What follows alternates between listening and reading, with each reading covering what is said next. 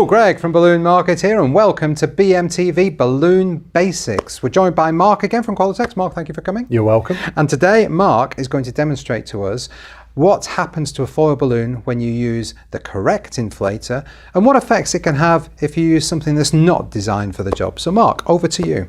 We've got a number of different inflators on the table. Firstly, I'm going to inflate with the correct inflator, which is an auto-fill cut-off valve. So that will automatically cut off when it's inflated, and it's a low pressure inflator. This one's attached to the 10-foot extension, but I know we also sell one that's attached to the cylinder like that. Yep. And this is the side that we're demonstrating. Okay. So essentially with this one in there, and as you pull back you get a nice slow comfortable inflation, and that automatically stops. I can't overinflate using that foil inflator. It also stops leaving some creases. So all these creases are essentially spare room inside the balloon, which allow for expansion in heat and will ensure that you don't expand the balloon. So that's absolutely the right pressure for the balloon? Absolutely the right pressure. Okay. I'll now show you how it seals. To do this, I've got to burst a balloon, so apologies for this. Okay. So now you see, as we take the rest of the balloon away, you see what we've been inflating through. Yeah. And this is the self-sealing valve. A bit difficult to see there. If I inflate again through this, you'll see exactly what happens.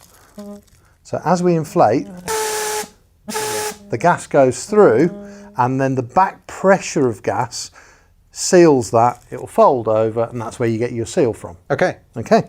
So if I'm now to move from our automatic foil to a higher pressure latex inflator, in this case the trigger outlet,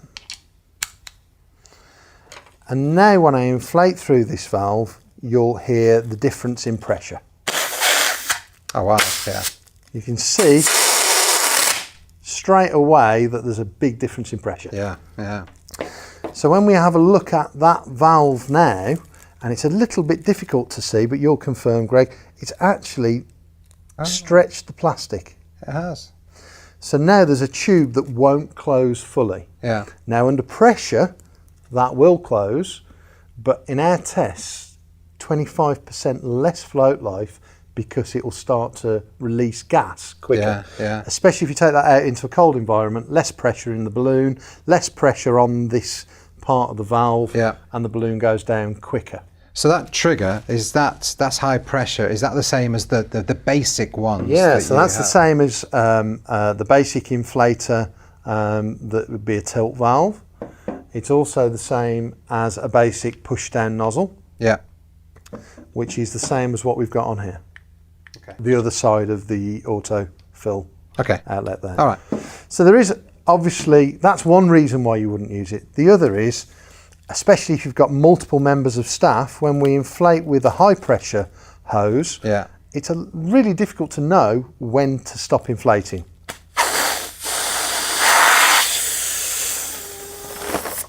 Is it there? Is it there? Is it there? All look fairly similar, but even that now you can see there's less room for expansion in the balloon. Yeah. You might think that's perfectly okay, but again, it's less likely to float for as long. We've seen some that are way, way overinflated, and they're just asking for trouble, aren't they? Yeah. Mark, over to you. Fantastic. So we make lots of foil balloons that don't have a valve inside. Predominantly a cost to the customer. It's expensive to put a valve in, and therefore we can, with the smaller air-filled balloons that won't float, it's relatively easy to heat seal. Yeah. You will need a pack or heat sealer, and this is one that we've got here, and there's a heated strip inside that's covered, and these are replaceable, and you get an extra one in the, or two or three in the pack. Because you say this is heated, it's not hot now, is it? It's not hot to touch, it's only hot when you depress and the electricity goes through the element, and that creates the heat. Okay. Okay. It's also got an adjustable dial on here, and every machine will be slightly different. Okay. So there is some testing involved to get the right temperature. I do know for our microfoil balloons here, just around the 3 temperature setting on this one is absolutely perfect. But Okay. if you were doing mini air-filled bubbles, you might want to reduce that because there's a lower melting point temperature on the bubble material as opposed to the microfoil. So this is the sort of thing you can also seal polythene bags and stuff like Polythene that. bags and everything. They're really useful, really useful. Okay. And you know, they're under £100. They're not expensive to buy. Yeah. Okay. So the end effect is obviously to have a foil sealed with air that's very durable and lasts a very long time. I think we had one of those. I think is that the 4-inch heart? That's a 4-inch heart. Yeah. We had one of those, and I think it was inflated for something like 4.5 years. It just sat on somebody's desk. We eventually got rid of it, but it didn't go down one little bit. I actually have a foot shape foil that I inflated for my son. He's now 14, coming 15. Wow, really? And it's still inflated. Wow. So quality balloon and heat sealed properly, it will last for a very, very long time. So what we need to do first, using our trusty Qualitex hand pump, is just inflate the balloon. So remember that this is a high pressure pump, and if you're not careful, you can actually burst a foil pumping too hard. So once you've got the pressure on, you can take that off and drop that under. Notice that I'm leaving the pressure in the actual neck of the balloon there, because what I want to do is I want to seal that nice and close to the top by pressing down, holding for 10 seconds, and then that's sealed. But what I'm going to do is I'm just going to move it slightly, and just for security, I'm going to do a second seal. All right. So you've just moved it down literally a couple of millimetres. A couple of millimetres, and then seal that again. And when you know that you've got a good seal, you can actually see across the plastic there that there's a mark and it's penetrated through to both sides. Yeah. And that's how you know that you've got a really good seal. Okay. So we also make lots of shapes. Yeah. So I'll do one of our cupcakes. Again, using the pump as a gauge of when it's actually full, making sure that our cherry's inflated at the top. Keep the pressure in the neck. One seal close to the neck, and then actually remove the air that's in the rest. So why do you keep it down for 10 seconds? It's really there's no extra heat coming through, but I want the heat to penetrate perfectly and it to cool with the pressure on. Okay. There is a certain amount of back pressure in the balloon, so the pressure that I'm holding down on there is stopping that breaking that seal until it's cooled down. And again, a second press, and then you should have a really good seal. As you can see, we're using a cake board. Okay. Okay, it's got two sides to it. It doesn't matter which side we use because it's going to be covered. All right. Okay, so what we have is a 16-inch balloon. You can use most colours. This one's a dual tone, but I rarely use a dual tone anyway. Okay. And basically we pre-inflate it, which we've done here. So we bring it up to almost its full size. Yep.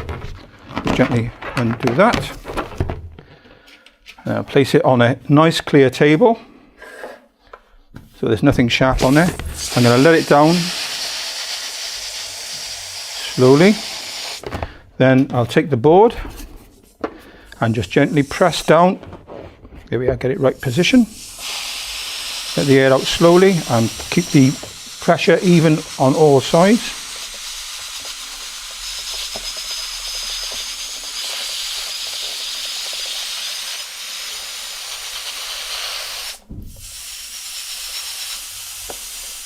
Then we're flat down there and we just let the remainder out. There we are, nice and flat. And Very nice. okay, It's a lovely finish. it is. And then all I do, come over here and we tape this down. I'm using a bit of stretchy tape here. Can you use anything to tape it You down? can, well, you can use sellotape, Yeah. but you know, you want a good quality tape on you. Yeah. We've got stretchy tape available for us today, haven't we? So Absolutely. we can use that. People don't like using it because it's expensive, but I think it's well worth the expense. Yeah. And then just gently put either side, press down firmly, and work your way all the way along.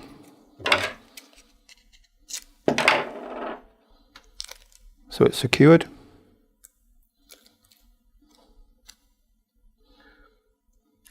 There you are. So then you just continue, continue that around, all the way around. and then I would tape that bit there and cut the rest off. Okay. So we tape across there, and then Snip. snip that off. So it's completely covered, and then you've got a nice little base. That's a really nice, And smooth it can go with your colour finish. theme. Yeah.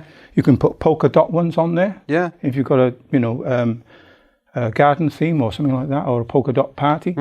So if you wanted to do something smaller, you could use an 11-inch balloon. Yeah, If yeah. you've got a really small sort of thing, or if You wanted can to do use something bigger. you can do smaller. You can get them small. You can get square ones Yeah. as well. So, well, reverse inflation is exactly what it means. It says on the tin. Instead of inflating from this end going up, we're going to go from the back downwards. Okay, so when you normally inflate a balloon, a 260Q, it starts inflating where you put the pump in, doesn't it? Yep. Yeah, there you go, just like that. So you can make a balloon inflate from the other end. Yep. Sometimes you can do this in entertaining for a bit of fun, bit of magic if you like. Yeah. You can have a puppet one end and you're blowing from the other end and the puppet's blowing before you do. Oh, I see. So Okay. it's an entertainer thing, and there's also something you can use in doing designs. So what sort of designs? Why would you use this technique in designs? Well, you could use it for a shoe, okay. for a boot, All right. where you do on the knot on the end. All right. So it's for Okay. it's for anything that you want the smooth end to Yeah, be so showing. nice and Okay. neat, and All right. yeah, got a good finish on the end of it. Yeah. Okay. Well, let's have a look. Okay. What do you do? So basically, all we do is go to the tip end, yeah. give it a stretch like so, Yeah. and basically you're pre-stretching the balloon so that it's not going to inflate, hopefully, from this end. So really, you're weakening that end of the balloon. Yeah, you're stressing so that out, that's, so it's pre-stretched. Yeah. Okay. There you go. That does look very weird. It does, doesn't it? It's very strange. Yeah. And sometimes you can do that, as an entertainer, I do it, and the kids are shouting, it's going the wrong way. Yeah, It's just a yeah. good bit of fun. Okay. Okay. So are we going to do a foot? Yeah, we could do a foot if you like. do a foot. Have we got this a is leg? our leg. This is our There's leg. the leg. So we need to know what size it is. So this is our little boot. Obviously, it could be black, silver, whatever colour. And then we can either tie it on, but we're going to put a little pinch twist on the end. So, and the other thing you can use this for as well is to create a bubble on the end of the thing for a tail. All right. Okay. So I'll show you. Yep.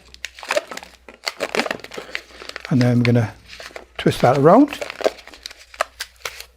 Roll that over. This could be for a little character you've got. Yeah.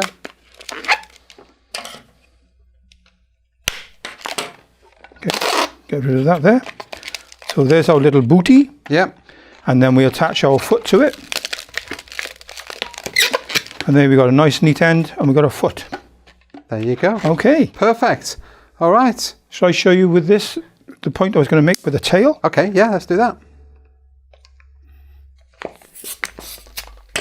There you are, tie that in. Yeah. You've got a wobbly tail. Got a little wobbly tail. And Oh, that's smaller, really good. see? Okay, so we need a lot of ribbon. I like to pre-cut my ribbon Yep. in advance, 2 meters long, whatever. And you can spend ages snip, snip. Yep. So, my philosophy has always been to try and find the quickest and easiest way to do everything. Absolutely. And this works for me. So Okay. you need a roll of ribbon that is pristine, no cracks or broken bits, because otherwise it's not going to work.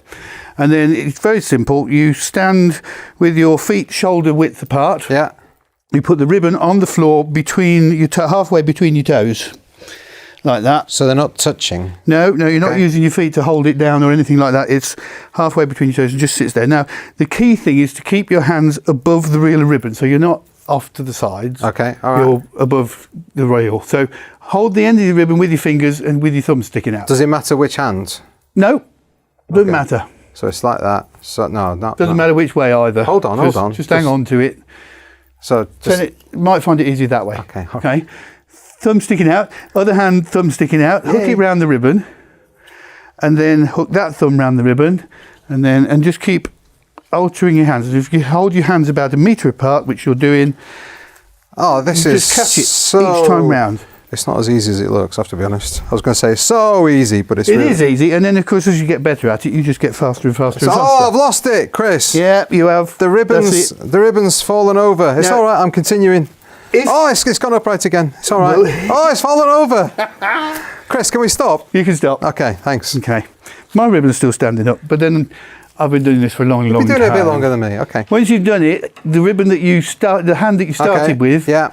you can release the other hand, and you just use your scissors to cut there, and that will give you then a whole bunch of ribbons 2 meters long, all nicely cut. How do you cut it so that the one that's attached to the spool of the There will ribbon- always be a loop. Okay. So when you cut it, you always have one that's looped, and you just find that when you run your fingers through and just unhook it. But there you go. Chris, Now, look at if you do have the issue with it running about like that, use a small box or a bucket or something and just drop the ribbon reel in, and it won't run all over the floor. Oh, there you go. Wow. So there you go. 2 meter ribbons. Yeah. What if you don't need 2 meters? It doesn't matter really. You just Hold your snip. hands closer together. But Okay. 2 meters is... And it just means what you can I- snip a bit off as well. Yeah. Because you've got to do it like for curls and things like that. haven't you? Exactly. They're great if you just want to put clusters of bows underneath them. Yeah. But sometimes you want to get a bit more creative, put feathers or confetti or whatever inside the balloon. And in order to do that, you've got to get the valve out. So you were involved in the design of this, and you wanted the longer neck so that you could cut the valve off, so you could do exactly that. So Is it that would right? work both ways. Okay. Yes. So the valve, the convenience of the valve is there, but if you don't want it, you can take it out. So yeah, we had the necks made a bit longer, Yeah. so that once you've taken the valve out, it's still usable. If you look at it, you can see there's a seal just there, just above this triangular part of Yep. the valve, and that's where the valve is sealed into the body of the balloon. And you can cut it just below that point and still have a good workable length of neck. Yeah. So just slide the neck open like that, insert your inflate. I'm going to inflate it with air because that makes the removal of the valve a lot easier. Okay.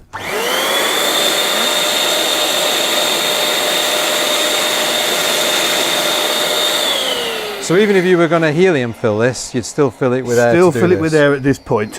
You don't necessarily need to put as much air as this, but it makes it easy to show what's going on Okay. if you puff it up a bit. All right. Just need some air in there. Now, you could just cut it straight across. Yeah. But if you do that, you'll have the two edges of the valve will be the same length, and once they come back together again, they're going to stick together. And Okay. So if you pinch it from seam to seam rather than front to back, Yeah. pinch it from seam to seam, and then cut at an angle All right. across okay. there, then you'll remove the seal, and then, and hopefully this will work, it usually does, if you squeeze this, then it should Hey. cause the valve just to fly out. And it's like a whoopee cushion noise as well. It is, it's So a lot that's- of fun. So that's great fun. Really easy to get the valve out by doing it that way. Bit of fun, entertaining. But by cutting it at an angle, I don't know whether you can see this or not, can you see that this side of the valve Yeah. has got a V in it that way, and the back side of the neck has got a V Yeah. in that way? It makes it very easy then Ah, look at that. to Okay. find your way in. If you cut it straight across, So it then- can be really tricky. So then you could just put your funnel or stretching tool in Yes, there, whatever it is you're whatever going it to is use. that you want to use to open the neck up will just go in there, and it's much, much easier to open that up Okay. by cutting that at an angle. Chris, that's a great little tip on how to get the valve out of a crystal Clearz. There you go. Thank you so much. You're welcome. There you go.